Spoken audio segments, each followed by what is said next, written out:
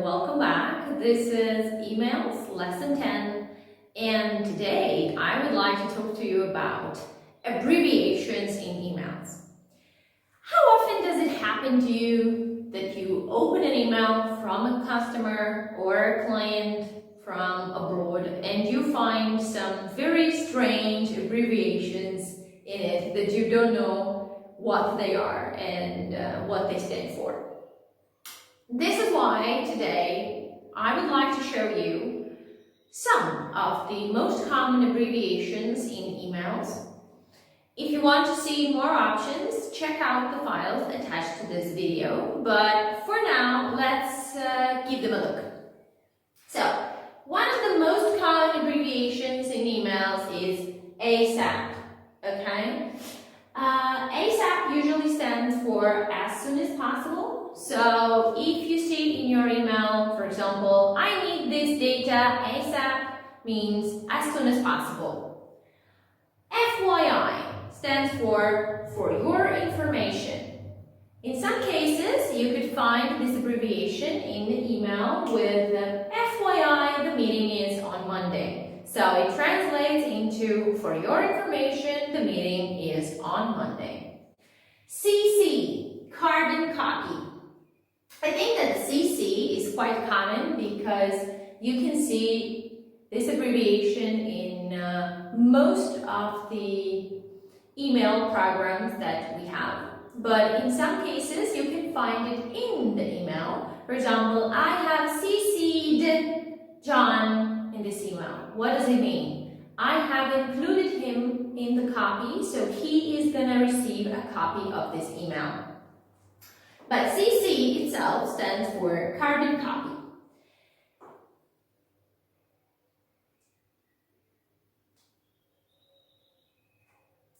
So CC in emails stands for carbon copy. I think this is one of the most common abbreviations that you can see in every email program that exists. But in some cases, you can find it also in the email itself with a sentence like, I have CC'd Dan as well, meaning that Dan is going to receive a copy of the email that you are currently reading. BTW. So BTW stands for by the way. For example, BTW, we still haven't received the tracking number for this shipment. So this translates into, by the way, we still have not received the tracking for this shipment. EOD, end of day. Okay, EOD usually is used when you would like to give something sort of a deadline. So you could say, I'm going to send you all information, EOD, meaning by the end of the day. Okay. Usually the EOD of the day, we are speaking about the business days. So depending on the country, it could be 6 o'clock or 5 o'clock in the afternoon. COB, close of business, is quite similar to EOD, but COB is also more specific, okay? So COB, close of business, means that the person would like to receive something before the closure of the company. RE, this is something that you see very frequently. For example, RE, our previous shipment, which translates into regarding or with the reference to. Following, we have TBC, which is to be confirmed. For example, the number of the participants at the meeting is TBC, meaning to be confirmed. ATTN is something that is used very frequently in emails, especially if you are writing to a generic email address like info at, for example, leventschool.com, and you would like to send an email to a specific person in that company. So, for example, you could say ATTN Rosie if you're writing the email for me. So, ATTN translates into attention. So, when you write it in the email, it's sufficient to write ATTN Mr. Smith, and this way the person who's going to open the email, in such cases it's going to be a secretary or someone else, knows exactly where to forward your email or who should be the person to read this email afterwards. And the last one is RSVP. Now, RSVP, as you probably know, or if you don't, comes from French and stands for Respondez s'il vous plaît.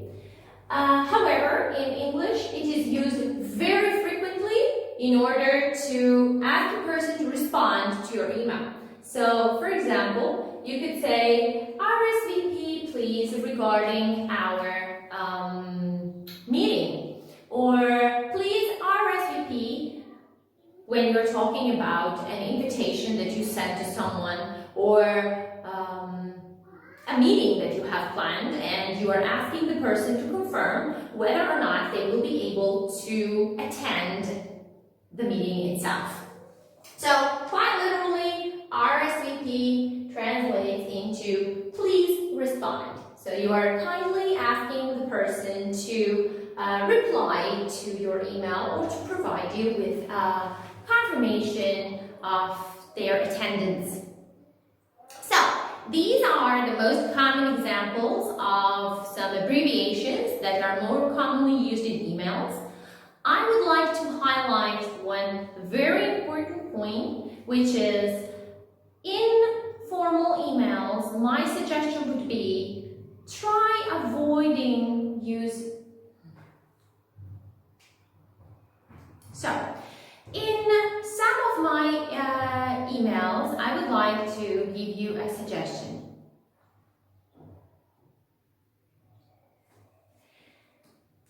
And before we are finished, I would like to give you a piece of advice.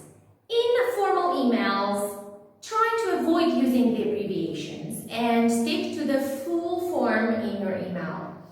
This is, let's say, a more formal way of writing emails and also quite used. So if you're writing a formal email, try to stick to the full version and do not use the abbreviations.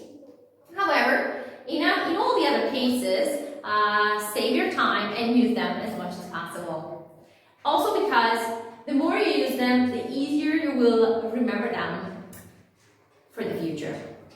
Now, the last piece of advice that I give all of my students regarding emails in general, whether at work or for personal reasons, and especially for work, I strongly suggest to all of my students to create pre-written templates that they can keep comfortably on their desktop and use them when needed.